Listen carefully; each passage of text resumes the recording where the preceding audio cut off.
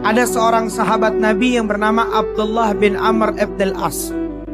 Ini sahabat Nabi, setiap hari dia bingung dan heran karena Rasulullah SAW mengabarkan ada seseorang yang akan menjadi ahli sorga muncul di hadapan mereka.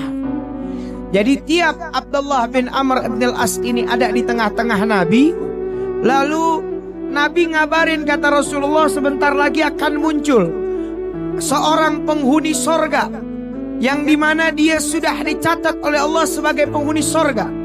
Ini Abdullah bin Amr ibn As ini bingung, siapa ini orang? Nggak lama muncul seorang laki-laki. Besoknya Nabi ngomong lagi begitu, akan muncul setelah ini seorang laki-laki calon penghuni sorga. Abdullah bin Amr bin al-As ngelihat lagi, nggak taunya laki yang sama lagi yang keluar. Sampai 3 hari berturut-turut, 3 kali berturut-turut, ternyata laki-laki itu yang keluar dari tempat tersebut yang Nabi katakan dialah calon penghuni sorga. Sehingga Abdullah bin Amr bin al-As bingung, nih orang amalannya apa? Kok bisa Nabi sampai bilang nih orang calon penghuni sorga? Dan setiap dia keluar dari tempatnya itu jenggotnya basah bekas air wudhu, jemaah. Lalu apa yang terjadi? Abdullah bin Amr ibn al-As ini begitu selesai, dia kintilin nih, dia ikutin ini orang. Habis itu dia samperin, dia bilang apa? Wahai saudaraku, wahai kawanku, saya di rumah lagi punya masalah. Jadi boleh nggak saya nginep di rumah kamu 3 hari? Sebab saya lagi punya masalah di rumah. Akhirnya ini orang bilang apa? Ya sudah, kalau kamu pengen nginep silahkan nginep di rumah saya. Lalu Abdullah bin Amr bin al-As ini nginep di rumah ini orang.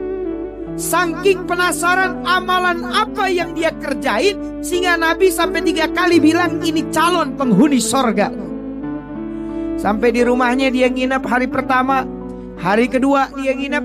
Dia lihat ini orang ibadahnya biasa aja, sholatnya biasa, tahajudnya biasa, ngajinya biasa, nggak ada yang istimewa. Yang dimana Abdullah bin Amr bin al-As ini juga ngerjain itu, nggak ada yang istimewa dari ibadahnya. Sampai dalam riwayat dikatakan, sampai saya ini meremehkan orang ini, saking apa? Saking nggak ada ibadah yang istimewa yang dia kerjakan. Selesai 3 hari berlalu, jamaah, ini orang penasaran.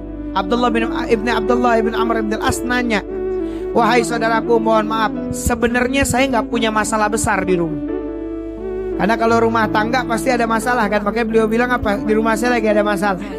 Karena setiap rumah tangga pasti punya masalah. Sebenarnya saya nggak punya masalah besar. Saya datang dan nginep di sini cuman pengen tahu.